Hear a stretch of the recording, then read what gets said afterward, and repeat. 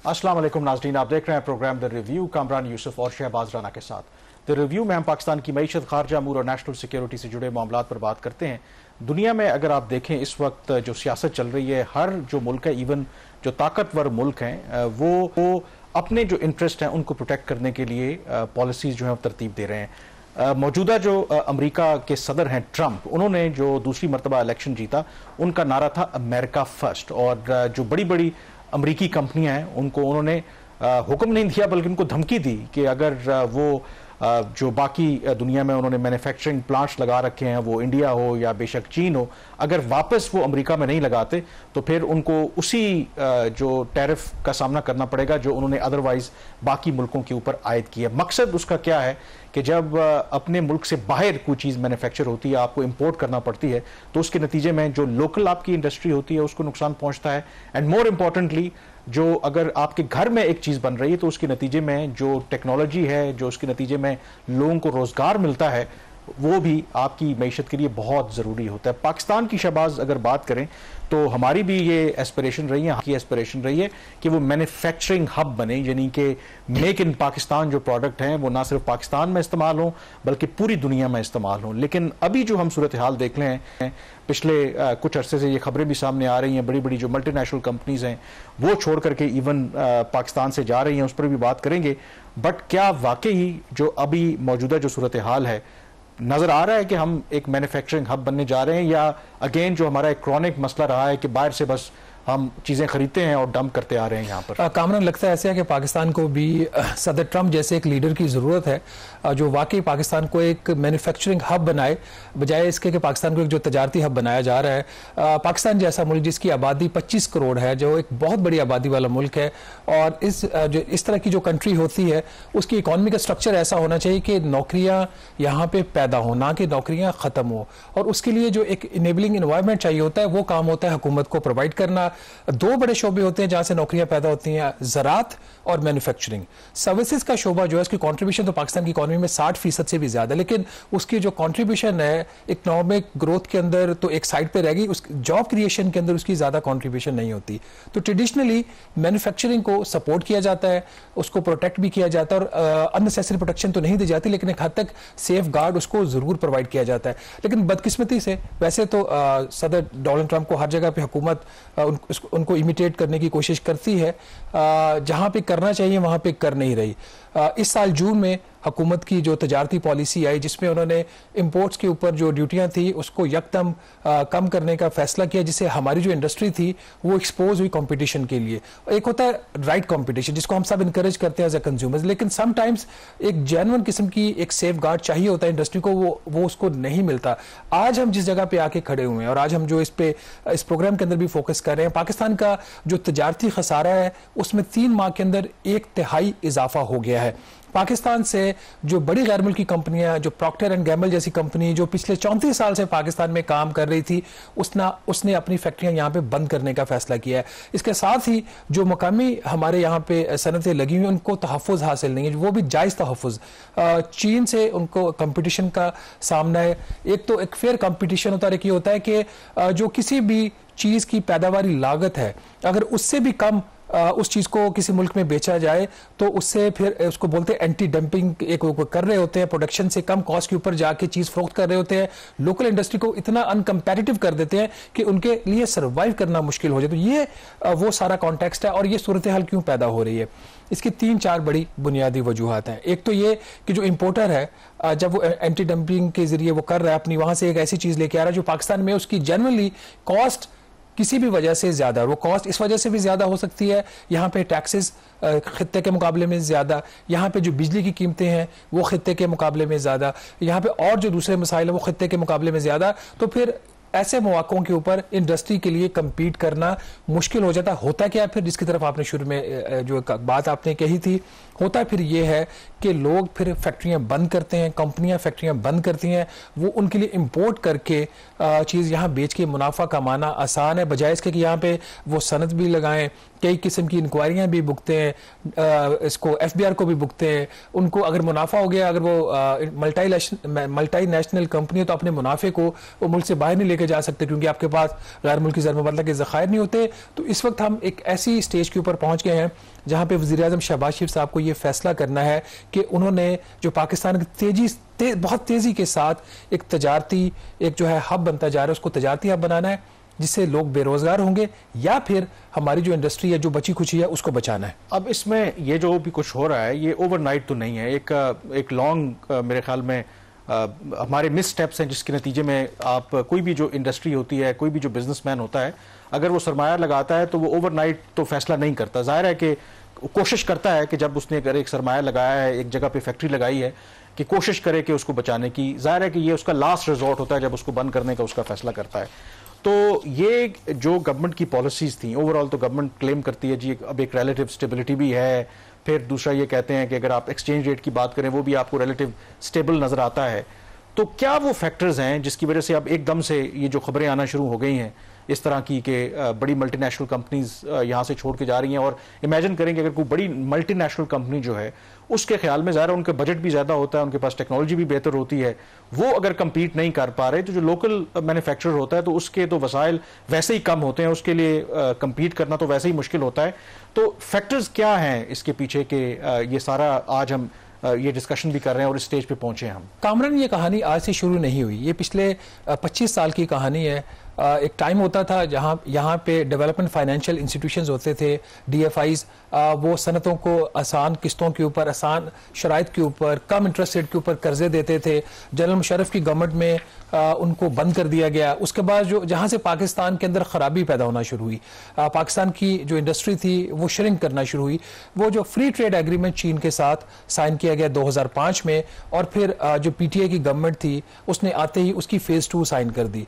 ना सिर्फ ये, उसके साथ हमारा यहाँ पे जो एक आप इंडस्ट्री को दुनिया भर में ओपन करते हैं, ठीक है, इस वक्त दुनिया में ऐसा माहौल चल रहा है जहाँ पे इंडस्ट्रीज को प्रोटेक्शन, सेफ गार्ड प्रोवाइड किए जा रहे हैं। तो वो किस वजह से किए जा रहे हैं? वो इसी वजह से किए जा रहे होते हैं जब चीन जैसी बहुत बड़ी इकोनॉमी जो आपका एक नेबर है जहाँ से इंपोर्ट करना आसान है, और फिर चीन का वहाँ की जो इंडस्ट्री है उसका स्केल ऑफ इकोनॉमी इतना बड़ा होता है कि उनकी जो प्रोडक्शन की कॉस्ट है वो वैसे ही कम होती है। तो अगर उस कम कॉस्ट के ऊपर भी पाकिस्तान में अगर लेबर का किसी को एडवांटेज है, यहाँ पे लेबर सस्ती है, चीन के अंदर लेबर महंगी है, तो अगर उस एडवांटेज को भी खत्म करने के लिए वो जो कोई चीज वहां पे प्रोडक्ट बनाते हैं उसको बना के पाकिस्तान में डंप करते हैं, तो जब उसको डंप करते हैं तो फिर उसका नुकसान होता है। दो बड़ी इस वक्त जो सेक्टर्स है, जो सनतें हैं, वो बहुत बुरे तरीके से इस डंपिंग से मुतासिर हुई। इसमें एक जो है स्टील सेक्टर है, और उसके अलावा और भी सेक्टर्स हैं, फिर पेपर एंड बोर्ड का सेक्टर है।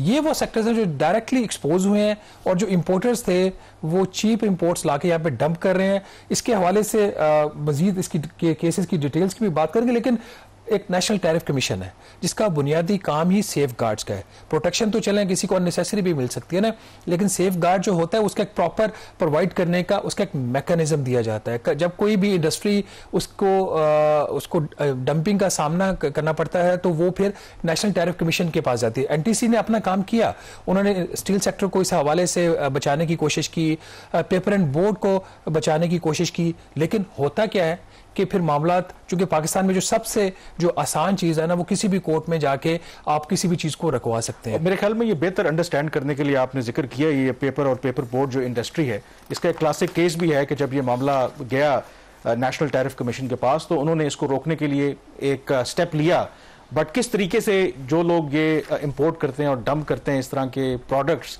उन्होंने किस तरीके से सारे प्रोसेस को सर्कमवेंट किया और ये मामला अभी कोर्ट में लटका हुआ है।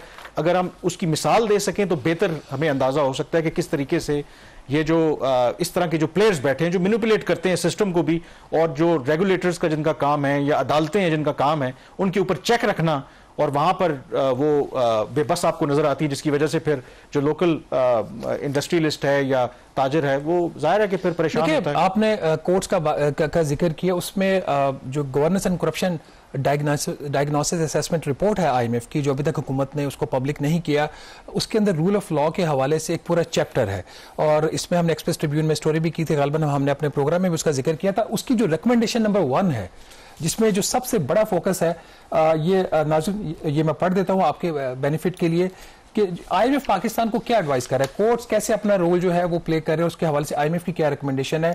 IMF पाकिस्तान को ये रिकमेंड कर रहा है कि establish a program to reduce the backlog of cases, specially commercial disputes, and publish on a government website a report on progress in implementing the plan. कि हमारे यहाँ हर चीज जो होती है कमर्शियल होती है वो कोर्ट्स में चली जाती है, वहां पे साल साल जो है वो लटकी रहती है। एक कोर्ट से रिलीफ मिलता है तो पार्टी दूसरी कोर्ट में चली जाती है, दूसरे से मिलता है तो तीसरी हाई कोर्ट में, तीसरे से चौथे में, तो एक यहाँ पे एक सर्कस समटाइम्स लग जाती है। कोर्ट्स का जो एहतराम है हम हमेशा करते हैं, लेकिन ये भी देखने की जरूरत है कि जुडिशियल इंटेग्रिटी के अंदर ये चीज भी आती है कि कौन से केसेस जो है वो कोर्ट्स को लेने चाहिए और कौन से नहीं लेने चाहिए। इस पर हम ज्यादा कमेंट नहीं करेंगे। आपने पेपर एंड बोर्ड का जिक्र किया था, यहाँ पे सिर्फ पेपर एंड बोर्ड नहीं है जो चाइनीज जो डंपिंग है उससे जो है वो मुतासिर हो रही है। इसमें जो इंडस्ट्रीज हैं, chemical, steel and metals, textiles, paper and board, plastic, electronics, construction material, stationery जो तकरीबन पाकिस्तान से खत्म होती जा रही है, उसकी जो इंडस्ट्री है, फूड जो है उससे रिलेटेड, प्रिंटिंग मटेरियल्स, ये वो सारी सनतें हैं जो मुतासिर हैं। ये जो इसका जो केस था पेपर एंड बोर्ड का, ये गालबन जहां तक मुझे याद पड़ता है ये फरवरी 2016 में ये सिलसिला शुरू हुआ था। और इसके हवाले से क्या हुआ क्या नहीं हुआ, नाज़िर, इस पे मेरा ख्याल एक छोटी सी पहले ब्रेक ले लेते हैं, फिर आपको बताएंगे कि एक जो सनत है उसको पाकिस्तान में तबाह किया जा रहा है, कैसे हुकूमत तो कोशिश कर रही है कि नेशनल टैरिफ कमीशन भी कोशिश कर रहा है कि किसी तरीके से सनत को बचाया जाए, लेकिन क्यों नहीं बचा पा रहे, क्या इसके ऊपर बैकग्राउंड है, इस पर बात करेंगे छोटी सी ब्रेक के बाद।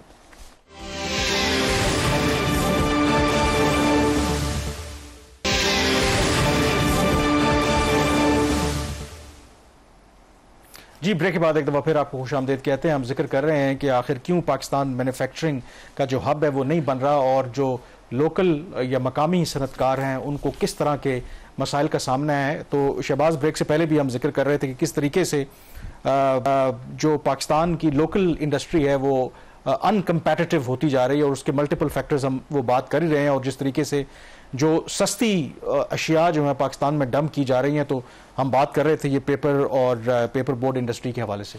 देखिए, स्टील सेक्टर में भी यही कुछ हुआ, केमिकल्स के शोबे में भी यही कुछ हुआ। चाइना से चीप इंपोर्ट्स आती हैं, वो पाकिस्तान में डंप होती हैं और कुछ फैक्ट्रीज जो है कम्पीट कर जाती हैं, कुछ बंद हो जाती हैं, कुछ इसको रेजिस्ट करने की कोशिश करती हैं। एक केस के अगर हम देखें, सिर्फ अगर एक उसको एज अ केस स्टडी उठा के देख लें, फरवरी 2016 में इसके ऊपर काम शुरू हुआ था। एंटी डंपिंग की तहकीकात शुरू की नेशनल टैरिफ कमीशन ने, वो मामला फिर कोर्ट्स में चला गया। इस प्रोसेस को कंक्लूड करते हुए उनको 2 साल लग गए।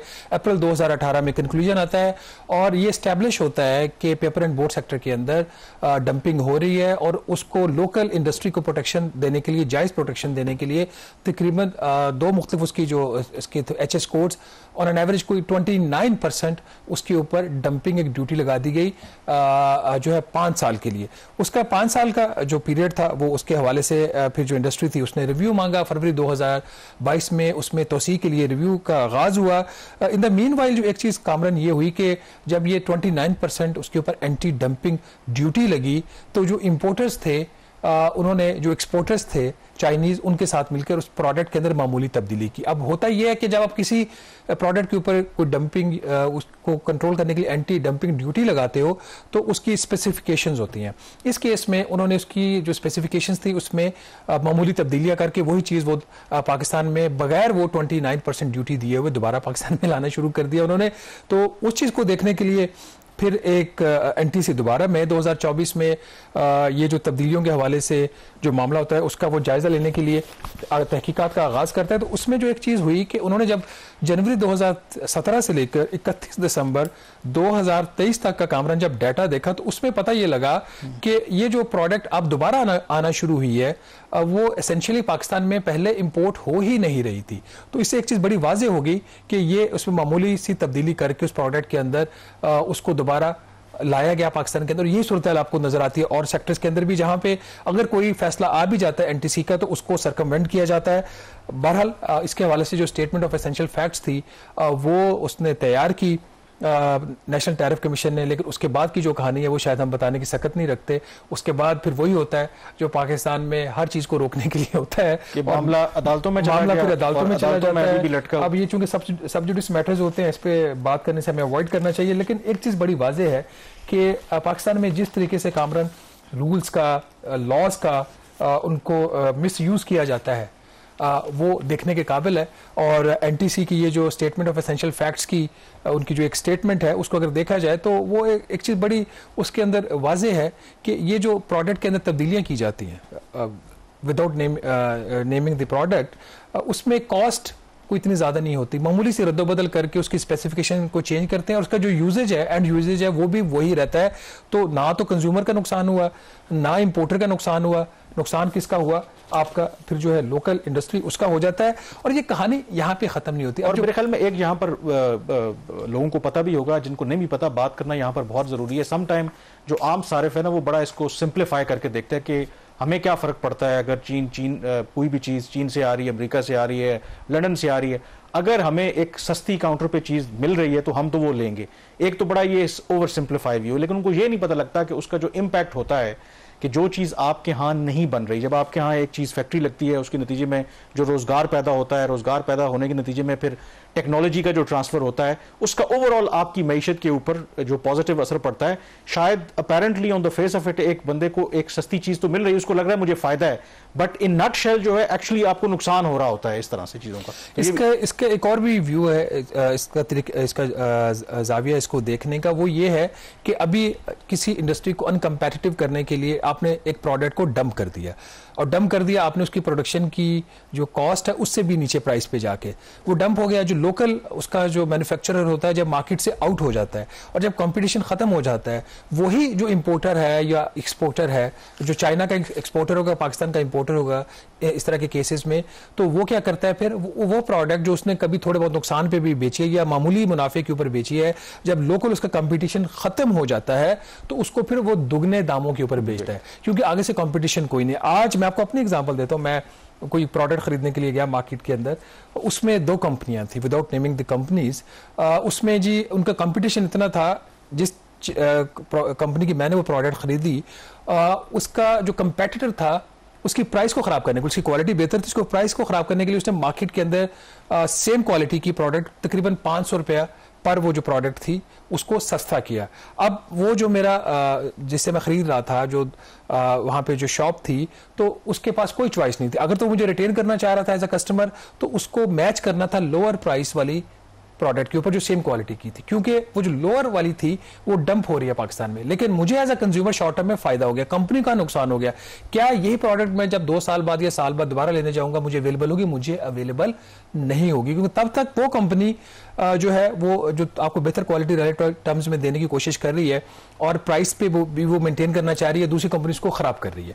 तो ये इसके अंदर होता है। कामरान, इसमें जो सूरत हाल है ना, ये तो हमने 1-2 सेक्टर्स की बात की। अब आगे बढ़ते हैं। अब जो पाकिस्तान के अंदर फास्ट मूविंग जो कंज्यूमर गुड्स हैं, प्रॉक्टर एंड गैम्बल का जो केस है, पीएनजी, ये एक आंखें खोलने के लिए काफी है हुकूमत पाकिस्तान की। और ये एक आइसोलेटेड इंसिडेंट नहीं है, होता है ठीक है, कंपनियां बाहर की आती हैं, कारोबार करती हैं, वापस भी चली जाती हैं। लेकिन अगर आप लिस्ट देखें, यहाँ पे जो कंपनियां पिछले चंद सालों में, चंद महीनों में जो पाकिस्तान से गायब होती है आपको नजर आ रही है। पीएनजी, जो जिलेट पाकिस्तान है, फिर टेलीनॉर का भी उसका वो वाइंड अप कर रहे हैं, टेलीनॉर पाकिस्तान से जा रहा है, वो यूफोन को बेच रहा है। कंपटीशन कमीशन ऑफ पाकिस्तान ने उसका मर्जर का कंडीशनल अप्रूवल भी दे दिया है। शेल पाकिस्तान है, फिर इसके अलावा माइक्रोसॉफ्ट जा रहा है यहाँ से, फाइजर है, सनोफी है, इसके अलावा और बहुत सारी जो कंपनियां हैं, फार्मा के अंदर भी है, केमिकल्स के अंदर भी है। अब इसमें लिस्ट है। इसमें देखें 2 तरह की बातें हो रही हैं। एक बात तो ये हो रही है कि क्योंकि पाकिस्तान में जो फ्रेंडली माहौल नहीं है आप बिजनेस करने के लिए,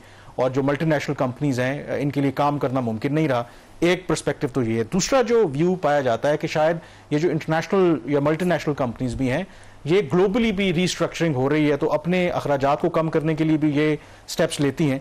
तो इसमें से कौन सी बात दुरुस्त है? और एक तीसरा व्यू ये भी आ रहा है कि शायद ये जो मल्टीनेशनल कंपनीज हैं, अब जो हमारे यहाँ जो लोकली जो कंपनी अगर उनके मुकाबले में कोई प्रोडक्ट बना रही हैं, तो शायद उनके साथ वो कम्पीट भी नहीं कर रहे। तो इसमें मल्टीपल उसकी इंटरप्रिटेशन है, ये कंपनीज जा रही हैं। तो what is the true picture? देखिए, अगर कामरान यहाँ से लोकल इंडस्ट्री से उनको कंपटीशन हो और लोकल इंडस्ट्री अच्छी प्रोडक्ट कम प्राइस के ऊपर दे, लोकल इंडस्ट्री, मैं इंपोर्ट की या डंपिंग की बात नहीं कर रहा, फिर तो ठीक है, फिर वो चले जाएं वापस। एज अ कंज्यूमर भी मुझे फायदा है, एज अ गवर्नमेंट भी मुझे फायदा है, और एज अ इंडस्ट्री भी मुझे फायदा है। बट अगर एक फॉरेन कंपनी पाकिस्तान में काम करी और उसका ऑल्टरनेट यहाँ पे नहीं है, आप प्रॉक्टर एंड गैम्बल की बात कर ले, इसकी जो कंज्यूमर वाली जो प्रोडक्ट्स हैं, हेल्थ के अंदर भी है और बाकी नॉट डायरेक्टली विद हेल्थ, लेकिन ये इसमें बहुत सारे प्रोडक्ट्स के अंदर ये अपना जो चीजें मैन्युफैक्चर करते थे, वो अब यहाँ से उनको पता है कि उनकी मार्केट अभी भी है पाकिस्तान में, तो वो क्या कर रहे हैं, यहाँ पे सिर्फ फैक्ट्री बंद कर रहे हैं, और फैक्ट्री बंद करके वो कह रहे हैं कि हम इंपोर्ट करके यहाँ बेच देंगे, हमें उसमें मुनाफा कमाना आसान। अब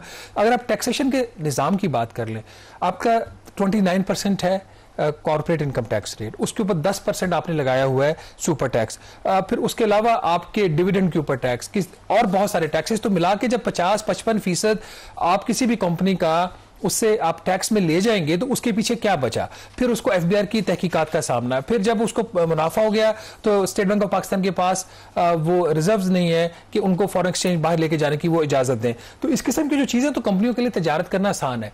आज से चंद साल पहले हमने ये बात की थी, बल्कि मैंने कुछ अर्सा पहले भी ये बात की थी कि पाकिस्तान के अंदर बहुत सारी ऐसी कंपनीज हैं जो पहले यहाँ पे लोकल शू मैन्युफैक्चर करती थी, तो चीन से शू मंगवा के अपने स्टैंप लगा के वहां यहाँ पे मेड इन पाकिस्तान करके इसको जो है वो फरोख्त करेंगे। तो इस तरह की जब सूरत हाल डेवलप होती है उसमें फिर बेरोजगारी होती है, फिर गुर्बत होती है। अभी जो वर्ल्ड बैंक की रिपोर्ट है ये कि पाकिस्तान में जो गुर्बत है और पाकिस्तान का जो इकोनॉमिक मॉडल है उसके अंदर जो सबसे इंपॉर्टेंट बात ये थी वर्ल्ड बैंक की रिपोर्ट के अंदर कि गुर्बत इसलिए बढ़ रही है कि पाकिस्तान का जो इकोनॉमिक मॉडल है वो फेल हो चुका है। एक तरफ सदर ट्रंप है, जहां से हमने बात का आगाज किया था। सदर ट्रंप क्या कर रहे हैं, वो कह रहे हैं कि मैंने अपनी लोकल मैन्युफैक्चरिंग को प्रमोट करना है। सबसे पहले अमेरिका, उनका नारा है अमेरिका फर्स्ट। तो क्या हम ये काम नहीं कर सकते? मैं बिल्कुल भी अनड्यू प्रोटेक्शन की इंडस्ट्री की, लोकल इंडस्ट्री के लिए बात नहीं करूंगा, क्योंकि कंज्यूमर्स के भी राइट्स हैं, लेकिन जो एक जायज उसको तहफ्फुज चाहिए, उसको सबसे जो इंपॉर्टेंट चीज करने वाली चीज है, क्या ये लोकल इंडस्ट्री का कसूर है कि खित्ते से डबल कीमत के ऊपर उसको बिजली मिल रही है? क्या ये लोकल इंडस्ट्री का कसूर है कि हर 3 महीने के बाद टैक्स के जो रेट चेंज हो रहे हैं? क्या ये लोकल इंडस्ट्री का कसूर है कि उसको बाकी जो उसको प्रॉब्लम्स है वो उसको फेस करना पड़ रहे हैं? तो बहरहाल इसका नतीजा क्या होगा, क्या अभी तक नतीजा निकल चुका है, हम किस तरफ जा रहे हैं, इसके ऊपर मेरे ख्याल जो है ना वो बात ब्रेक के बाद करेंगे। और आपने बिल्कुल बात ठीक कहा कि सारे मुल्क जो है, जो बड़ी इकोनॉमीज हैं, वो अपने आप को भी प्रोटेक्ट करती हैं। इंडिया और अमेरिका का अभी तक तजारती मुआहदा क्यों नहीं हुआ? क्योंकि कुछ इश्यूज के ऊपर, मसलन जो ज़राअत का शोबा है, डेयरी है, फार्मास्यूटिकल है, इसके हवाले से जो इंडिया है वो अपनी इंडस्ट्री को प्रोटेक्ट कर रहा है और कोई कंसेशन देने के लिए तैयार नहीं है अमेरिका को। तो यहाँ पे ब्रेक लेंगे और ब्रेक के बाद जिक्र भी करेंगे कि ना सिर्फ बेरोजगारी या रोजगार के मौके तो कम होते ही हैं, फिर आपके जो एक्सटर्नल सेक्टर के मसाइल हैं वो भी बढ़ते हैं अगर आप सिर्फ इंपोर्ट के ऊपर ही रिलाई करें अपनी मईशत को चलाने के लिए। ब्रेक के बाद बात करेंगे।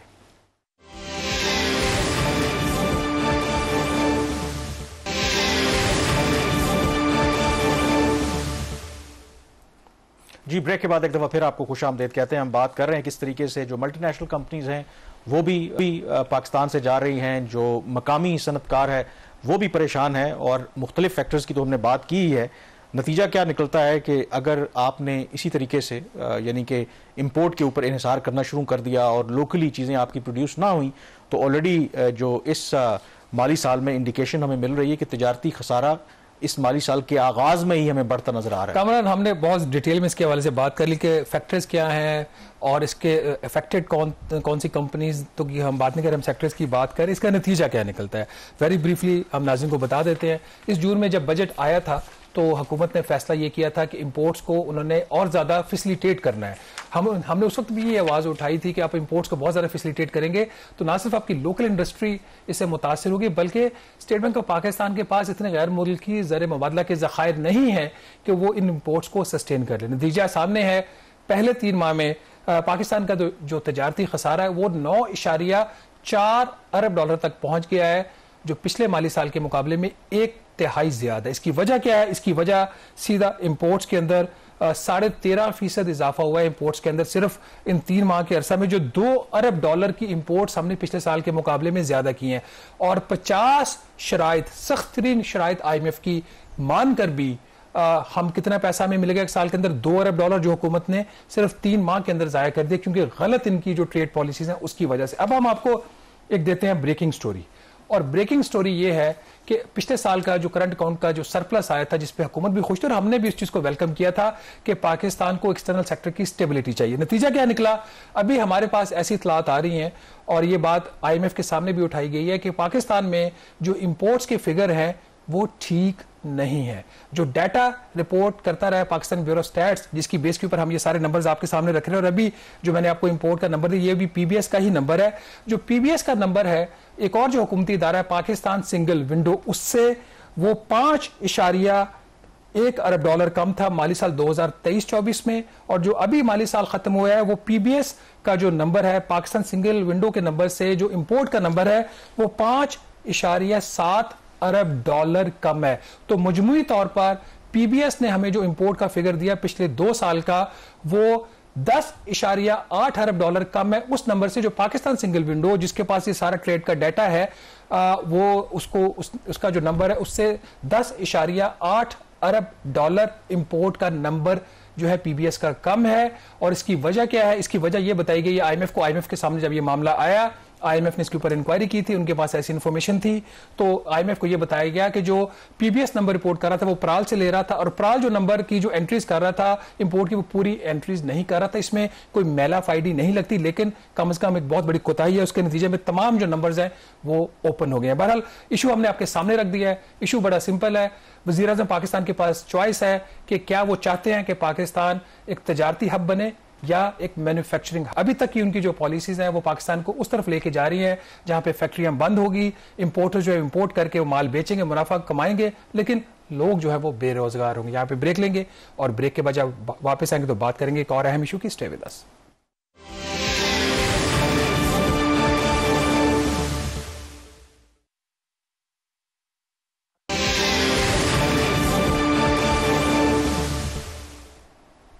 जी, ब्रेक के बाद एक दफ़ा फिर आपको खुशामदीद कहते हैं। मशरक़ वस्ता की बात करें तो बड़ी डेवलपमेंट हुई है।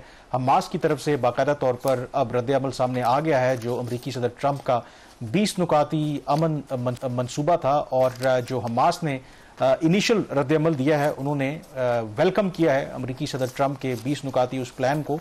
कुछ तहफ़्फ़ुज़ात का इजहार ज़रूर किया है, लेकिन उन्होंने ये इंदिया दिया है कि वो अमरीकी सदर ट्रंप के अमन मंसूबे के मुताबिक जो उनकी कैद में इजरायली हैं उनको छोड़ने के लिए वो तैयार हैं। और जो कुछ और नकात हैं उनके हवाले से उनका कहना है कि वो मजीद डिस्कशन करना चाहते हैं। उस हमास के रद्द-ए-अमल के फौरी बाद हमने देखा कि अमरीकी सदर ट्रंप का एक जो वीडियो बयान है वो सामने आया, जिसमें उन्होंने इसे तारीखी करार दिया और उन्होंने कहा कि जो हमास है वो अमन के लिए तैयार है। और साथ ही उन्होंने फौरी तौर पर इजराइल को हुक्म दिया कि फौरी तौर पर वो गजा में जो बमबारी है और जो भी फौजी कार्रवाई है उसे बंद करे। सबसे अहम सवाल इस वक्त यही है कि क्या ये जो 20 नुकाती मंसूबा था या जो प्लान सामने लाए थे अमरीकी सदर ट्रंप, और बाकी जो रीजन के कंट्रीज थे, मुस्लिम ममालिक थे, वो भी इस सारे प्रोसेस में शामिल थे, ये आगे बढ़ सकेगा? क्योंकि कुछ जो तहफ़्फ़ुज़ात की बात की जा रही है उसमें हमास का ये भी मानना है कि जैसे मुस्तकबिल में उनका कोई सियासी रोल वो कहते हैं कि नहीं होना चाहिए। फिर उनको डिसआर्म करने की बात हो रही है, क्या कहा जा रहा है कि ज़राए कह रहे हैं कि इसके हवाले से वो अग्री नहीं करेंगे। बट ओवरऑल शहबाज इम्पॉर्टेंट यहाँ पर यह है कि बावजूद इसके कि कल भी हमने डिस्कशन की थी कि जो नुकाती ये प्लान था उसमें जो मुस्लिम कंट्रीज़ और इवन पाकिस्तान का जो इनपुट था वो उस तरीके से शामिल नहीं था, लेकिन उसके बावजूद हम कल भी बात कर रहे थे कि शायद गिवन द करंट सर्कमस्टांसेस तमाम जो मुस्लिम ममालिक हैं जो निगोशिएशन प्रोसेस में शामिल थे, उन्होंने इसलिए उसको कबूल किया कि अगर उससे इमीडिएटली वहाँ पर खूनरेजी बंद होती है तो उसको वो वेलकम करेंगे। और अब हमास ने भी इसके हवाले से मुस्बत रद्द-ए-अमल दिया है, तो लेट्स होप की चीज़ें जो हैं वो बेहतरी की तरफ बढ़े और पूरी दुनिया में जो मगरबी ममालिक हैं उनकी जो क़यादत है वो भी इसको वेलकम कर रही है। कामरान, इसमें दो पॉइंट्स जो हैं, एक तो सीज़ फायर वाला कि वो सीज़ फायर के लिए तैयार हैं, और दूसरा जो कैदी हैं इसराइली उनकी हिरासत में डेड और अलाइव दोनों, उनको वो वापस करने के लिए तैयार है। जो सबसे अहम पॉइंट इसकी कल भी हम बात कर रहे थे कि क्या हमास हथियार फेंकने के लिए तैयार है, क्या वो अपने जो हथियार है, असला है, वो जमा करवाने के लिए तैयार है, और इसके साथ ही जो इंटरनेशनल पीस कीपिंग फोर्सेज हैं मुस्लिम ममालिक की, क्या वो भी उसके ऊपर कोई प्रोग्रेस है या ये उन्होंने पार्टली इस जो पीस एग्रीमेंट है उसको एक्सेप्ट किया है? देखिए, इन्होंने अभी तो क्योंकि इनिशियल रद्द-ए-अमल दिया है, क्योंकि कल अमरीकी सदर ट्रंप ने यह धमकी भी दी थी कि अगर इतवार की शाम तक हमास जो है कोई जवाब नहीं देता तो फिर गजा में या उनके साथ वो कुछ होगा कि वो कभी सोच भी नहीं सकते। तो मेरा ख्याल है कि इसमें जो इम्पोर्टेंट फैक्टर है कि वही बातें जो पहले भी मुस्लिम कंट्रीज़ के भी तहफ़्फ़ुज़ात थे, अब वो निगोशिएशंस होंगी, और उसमें मेरा ख्याल है कि हमास जो है वो मुस्तकबिल में अपना रोल रखना चाहेगी और जो भी बाकी उसको। लेकिन एक जो चीज़ मैं कुछ अल जज़ीरा में और बाकी हमास के कुछ जो रहनुमा थे उनके इंटरव्यूज़ देख रहा था, तो एक जो उस मंसूबे के तहत एक इंडिपेंडेंट आप कह सकते हैं कि कमेटी जो है वो रन करेगी, फ़लस्तीनियों पर वो मुश्तमिल होगी, तो उसके हवाले से भी हमास ने अपना जो आप कह सकते हैं कि एग्रीमेंट जो है वो शो किया है कि वो उसके लिए भी तैयार हो सकते हैं। तो इसका मतलब है कि बहुत सी बातें जो हैं उससे वो अग्री करें। एंड मोर इम्पॉर्टेंटली, कल ये जब खबर आई कि हमास तैयार है तो उसके बाद गाजा से कुछ जो इमेजेस सामने आए तो वहां पर जो लोग हैं वो खुशियां मना रहे थे, क्योंकि हम यहां पर बैठकर हमारे लिए बात करना आसान है कि देखें जी ये इस 20 नुकाती मंसूबे में या प्लान के अंदर ये चीज उन्होंने शामिल नहीं की, वो नहीं किया। लेकिन इमीडिएटली आप सोचें कि वो लोग जो हर रोज इजराइल की जो बर्बरियत है उसका शिकार हैं, उनके पास भूख प्यास खाने के लिए कुछ नहीं है, आप उनके शूज में जाकर देखें तो उनके लिए इमीडिएट क्या चीज है कि इस मुश्किल से निकलना है। तो हमास को भी मेरे ख्याल में इस चीज का अंदाजा था कि एक दबाव था उनके ऊपर भी, मुस्लिम ममालिक की तरफ से भी, खुद गजा के जो अंदर लोग हैं उनकी तरफ से भी। तो ये शायद एक होप है, और इजराइल के ऊपर भी दबाव है। इजराइल इस वक्त इंटरनेशनल आइसोलेशन का शिकार है। उसको इतनी परवाह नहीं, परवाह तो नहीं है, लेकिन एक इंटरनेशनल आइसोलेशन का शिकार। अगर ये कोई डेवलपमेंट उसके अगले वीक के प्रोग्राम में भी इस पे जिक्र करेंगे ब्रीफली, अगर आप टच कर सके, इंडिया के हवाले से भी थोड़ी सी डेवलपमेंट्स हो रही है, वहां से फिर कुछ स्टेटमेंट्स आ रही हैं। जी बिल्कुल, वो किस हद तक सीरियस है या उसको इग्नोर करना चाहिए? देखें सीरियस लेना भी चाहिए, गिवन द फैक्ट के जो इंडिया के आर्मी चीफ हैं, उनके एयर चीफ हैं, और खास करके जो इंडिया के आर्मी चीफ हैं उनकी तरफ से कल जो स्टेटमेंट सामने आया, वैसे तो पाकिस्तान के आर्मी चीफ ने एक स्टेटमेंट दिया था, उस पर इंडिया में बहुत ज्यादा शोर मचा, लेकिन इंडिया के आर्मी चीफ ने जो स्टेटमेंट दिया है वो बड़ा हैरान कुन है। कल वो फॉरवर्ड पोजीशन पे गए थे राजस्थान में, और अपने ट्रूप्स से खिताब करते हुए इंडिया के आर्मी चीफ ने यह कहा कि जो ऑपरेशन सिंदूर पार्ट 1 था उसमें उन्होंने कहा कि कुछ जो चीजें थी उसमें कमी रह गई थी, या जो एंगेजमेंट की वो बात करते हैं, लेकिन साथ ही उन्होंने खबरदार किया कि अगर पाकिस्तान सो कॉल्ड जो मुबैना तौर पर इल्जाम लगाते हैं क्रॉस बॉर्डर दहशतगर्दी खत्म नहीं करेगा, तो इस दफा भारत पाकिस्तान को उस तरह का जवाब देगा कि पाकिस्तान का जो नामो निशान है वो दुनिया के नक्शे से ही मिट जाएगा। आप ये तस्वर करें कि इंडिया के आर्मी चीफ इस तरह का स्टेटमेंट दे रहे हैं, और आई डोंट नो कि उनकी क्या उस तरीके की ओरिएंटेशन है। उसकी एक इंटरप्रिटेशन ये है कि ये जो तमाम स्टेटमेंट्स उनकी तरफ से सामने आ रहे हैं, बेसिकली जो इंडिया को शिकस्त हुई थी उसको आज भी वो हजम नहीं कर पा रहे, और कुछ लोग उसको लिंक भी कर रहे हैं कि इंडिया में आगे रियासती इलेक्शंस हो रहे हैं, बिहार अहम वहां पर जो सूबा है रियासती इलेक्शंस हो रहे हैं। तो हमेशा जो बीजेपी की पॉलिसी रही है कि वो जो अपना पॉलिटिकल एजेंडा है और जो अपने इंटरनल इश्यूज हैं उनको एक्सटर्नलाइज करते हैं, तो शायद अब जो उनकी फौजी की आदत है उसको भी अपने इस पॉलिटिकल एजेंडे के लिए वो इस्तेमाल कर रहे हैं। अब जो पाकिस्तान इसके हवाले से जो कुछ सिक्योरिटी ज़राए हैं उनसे बात हो रही थी, तो उन्होंने ये कहा कि जो भारत है, अगर आर्मी चीफ ये समझते हैं कि किसी ज़माने में वो कहते हैं कि बड़ी प्रोफेशनल फोर्स होती थी, अब तो बिल्कुल हिंदुत्वा जो है उसकी आइडियोलॉजी को फॉलो कर रहे हैं। और उन्होंने कहा कि अगर इंडिया के आर्मी चीफ को शौक है तो प्रॉक्सी के जरिए तो हमारे साथ लड़ रहे हैं, अगर उनको शौक है आके लड़ने के लिए तो इस दफ़ा हम उनको वो मज़ा चखाएंगे कि वो याद रखेंगे। और उन्होंने कहा कि अगर वो ये शौक पूरा करना चाहते हैं तो भले ये जो शौक है वो पूरा कर लें, but this is they also acknowledge कि अलार्मिंग है कि अब जो इंडिया की मिलिट्री लीडरशिप है उसमें ये जो हिंदुत्वा की जो सोच है किस तरीके से परवान चढ़ रही है। प्रोग्राम द रिव्यू से इतना ही। कामरान यूसुफ और शहबाज राना को इजाजत दीजिए। अल्लाह हाफिज।